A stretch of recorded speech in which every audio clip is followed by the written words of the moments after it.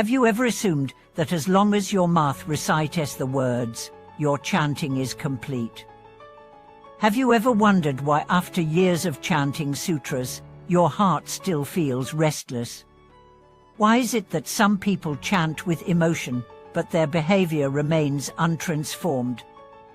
Welcome back to the channel where we explore the heart of spiritual practice, not just the form. Today we are going deep into a question many practitioners neglect. What does it really mean to chant sutras? If chanting is part of your spiritual routine, this video will challenge and transform your understanding. We will journey from surface to depth, from sound to silence, from repetition to realization. Because true chanting isn't about performance, it's about presence. Let's begin by considering what sutras actually are. A sutra is not just a sacred text. It is a living dialogue. It is the voice of awakened wisdom speaking through time, cutting through delusion, and pointing the way to liberation. To chant a sutra, then, is to enter a dialogue with that wisdom. But how do most people approach it? Many treat chanting as a task. It becomes a daily obligation, something to check off a list. The faster you finish, the better you feel. If you make no mistakes, you consider it a success. But is that really success? What if your mouth is moving, but your heart is absent? What if you recite the words, but your mind is thinking about dinner, deadlines, or drama? True chanting begins not with the tongue, but with intention. Consider this story. There was once an old woman in a remote village who couldn't read, but she had memorized a passage of a sutra that a monk once taught her. She would chant it every morning and every evening. One day, a scholar heard her chanting and laughed. "You don't even understand the words." "What's the point?" he mocked. The old woman smiled and replied, "I may not know what each word means, but each time I chant, I feel lighter. My anger softens, my fear fades, my heart opens. If that's not meaning, I don't know what is." And that is the heart of chanting, transformation. Not academic mastery, but inner shift. Let's explore the three dimensions of real chanting: accuracy, sincerity, and embodiment. Accuracy matters. Mispronunciation or mixing lines can dilute the vibrational power of the text. Like a musical instrument, each note of the sutra carries a tone that resonates with your subtle body. But don't become obsessed with perfection. Learn carefully, but chant with ease. The power lies not in precision alone, but in presence. Then comes sincerity. This is the soul of chanting. Are you chanting to impress, to accumulate merit, to show discipline, or are you chanting to return to your source? Are you present with each syllable? Do you listen as you chant? Are you aware of the energy the words awaken inside you? When you chant sincerely, the sutra begins to chant you. The boundary between speaker and sound dissolves. There is no longer you chanting a text. There is only the rising of sacred vibration through your being. And then we arrive at embodiment. This is where most practitioners fall short. They chant about compassion, but speak harshly to their family. They chant about emptiness, but cling tightly to identity. They chant about liberation, but remain trapped in reaction. Embodiment means living the sutra. If you chant, "May all beings be free from suffering," but then ask yourself, how am I helping others suffer less today? If you chant, "Form is emptiness," then notice how often you grasp at forms, opinions, images, possessions.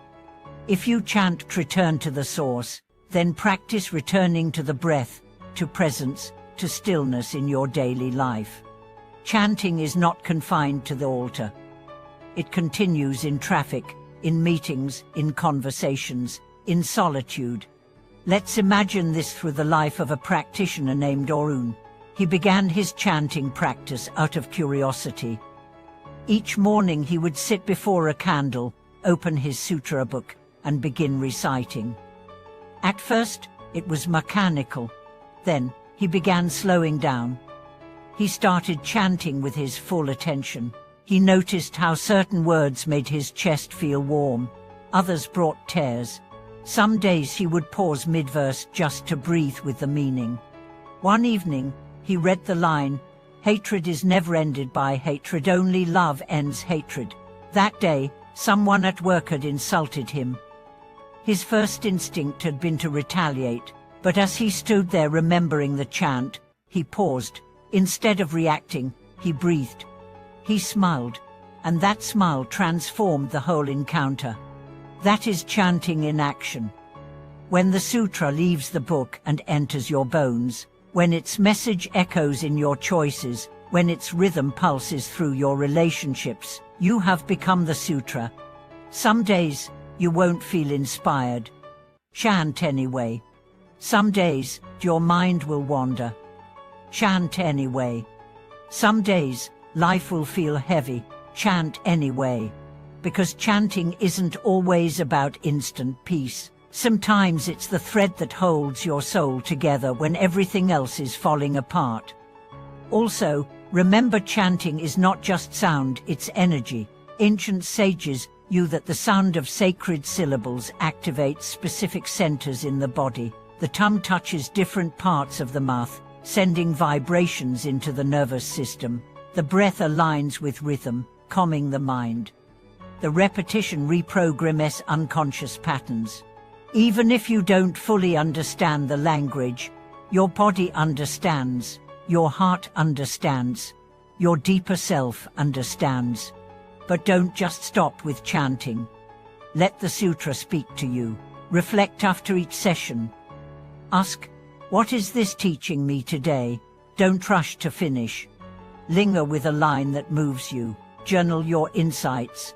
Carry a phrase in your pocket like a mantra. Let it guide you in moments of stress or confusion. And perhaps most importantly, don't separate chanting from service.